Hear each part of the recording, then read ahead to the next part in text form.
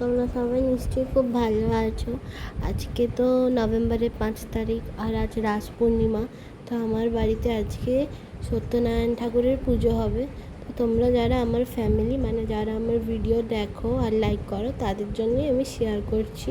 তো তোমরা দেখতে থাকো। ঠিক সকালবেলা থেকে সব জোগাড়জাত করেছি, গোপু সোনাকে স্নান করে দিয়েছি হালকা একটু গরম জল করে। তারপরে এই সিংহাসনটা সাজিয়ে নিলাম, ঠাকুরদেরকেও সাজিয়ে নিলাম। এখানে মা সিন্নিটা বানাতে বসে গেছে। এখানে সিন্নি যে জিনিসগুলো লাগে, কলা, দুধ, তারপরে চিনি, গুড়, তারপর আটা বা ময়দা, যারা ইউজ করে ময়দা, তো সব দিয়ে ভালো করে একটা মিশ্রণ বানিয়ে নিচ্ছে। আর এইখানে দেখো সিংহাসনে মোকাম সাজিয়ে দিয়েছি। আর এইখানে তো ফল প্রসাদ, আতপ চাল যেগুলো দিতে হয় পুজোতে, সেগুলো দেওয়া হয়েছে।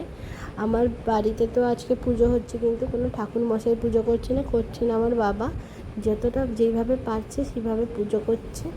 এমনি সময় আমার মাই পুজো করে, যেহেতু নারায়ণ ঠাকুরের পুজো, তাই জন্য বাবা পুজোটা করছেন। সব কটা প্রসাদে আমরা দেখো তুলসী পাতা দিয়ে দিয়েছি, আর গাছের ফুলও ফুটেছে আজকে খুব ভালো। তো পুজো দিতে বেশ মজাই লাগছে, ভালোই লাগছে বেশ। আর প্রদীপও জ্বালাবো এবারে, আস্তে আস্তে সব কিছুই জ্বালাবো। পুজোটা শেষ হওয়ার পর তো আরও বিশাল কাজ, এই জিনিসগুলো পরিষ্কার করা।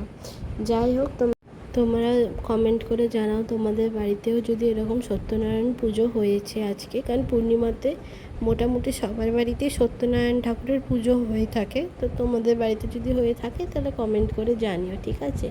আর সবাই সুস্থ থেকো, ভালো থেকো, আর ভালো করে তোমাদের দিনটা কাটিও। টাটা।